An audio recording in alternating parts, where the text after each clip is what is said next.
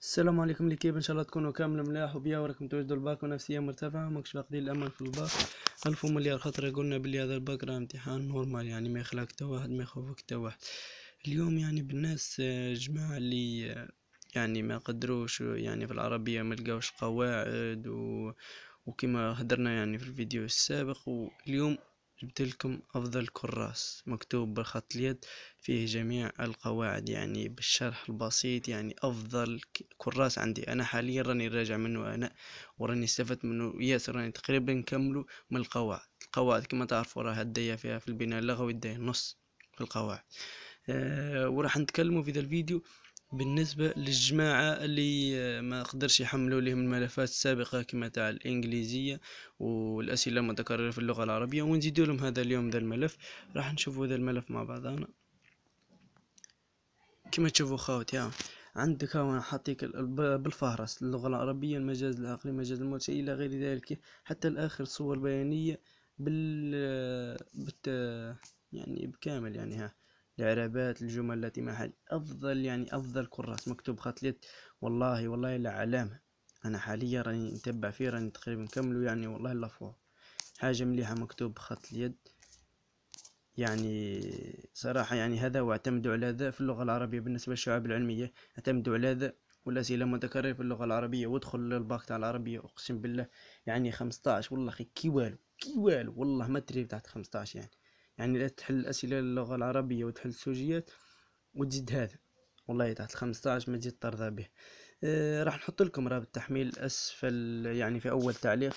بالنسبة للجماعة اللي قالك يعني درك نشوفوا مع بعضنا. هذا تاع الملف السابق اللي تكلمنا عليه تاع الانجليزيه، وقالك ما حبش يتحمل لينا ومحتاجين، وقالك باش يزيدوا يوسعوا من الافكار تاعهم بعد ما درنا في الفيديو السابق، وهو مليح حاجه فور. والاسئله متكرره في اللغه العربيه ثاني ما حبش يتحمل لهم ياسر. درك انا كنحط لكم الرابط، اسمع معي، كنحط لك الرابط تريب الاول تعليق، تضغط على الرابط. اذا يعني شوف كي تضغط على الرابط راح تنتظر واحد شويه، واحد ممكن حتى 10 ثواني 15 ثانية، يبان لك واحد العدد التنازلي على ايدك اليمنى في الزاويه. يبدا واحد العدد التنازلي 5 4 3، وبعد تخرج على الكتابه سكيب اد، اضغط على سكيب اد يديك يبدا ينزل الملف. ولا اذا مثلا شك فيك، مثلا اذا كنت في الميكرو ولا في التليفون وشك فيك بانك مثلا روبوت، راح يعطيك مجموعه يعطيك مجموعه يعني من، قلنا يعني مرات اذا شك فيك انك روبوت ولا حية، كي تدخل تلقيه عاطيك يقولك راه شك فيك روبوت، تلقي تضغط على واحد الحياة يقول انا لست روبوت، كي تضغط عليه تخرج لك مجموعة من الصور باش يتحقق انك روبوت ولا. انت راه يعطيك يقولك يعني خير لي مثلا الصور اللي تدل على مثلا سيارة ولا على منزل، انت باش تحقق انه مش روبوت نورمال تجاوب عليه ترب ودير متابعة. دير متابعة راح تخرج لك التنازلي سكيبي، تضغط عليها ودير. يعني هذا هو.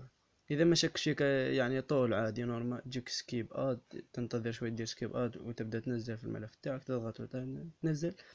اما اذا ما جاكش يشك فيك انك روبوت، راح تفوت الاختبار تاع صور ترب وبعد دير متابعة ومبروك عليك الملف. هذا هو، يعني وضحنا بعض الامور بالنسبه، يعني هذا ولا راح نحط لكم في اول تعليق نثبتوا، نخلي لكم رابط هذا التحميل تاع نعاودو نحطوه تاع الانجليزيه، هذا الحاجه مليحه. وهذا اللي درك تكلمنا عليه درك شويه تاع العربيه راح نخليه لكم، هذا حاجه مليحه. وبالنسبة ثاني للأسئلة المتكررة في اللغة العربية، وإن شاء الله يعني يكونوا يعني يفيدوكم. وإذا احتجتم ملخصات واحدة أخرى قولوا لي في الكومنتار، ما بين راه مازال الوقت، أي يعني يكون واحد زوج ثلاثة باقي الملخص نطلع ترب ليه. ما تنسوش تبارطاجيو معنا الفيديو لايك باه نواصل معكم، وجام للصفحة الباجة تاعنا نحطها في أول تعليق. يلا تهلاو في رواحكم زين.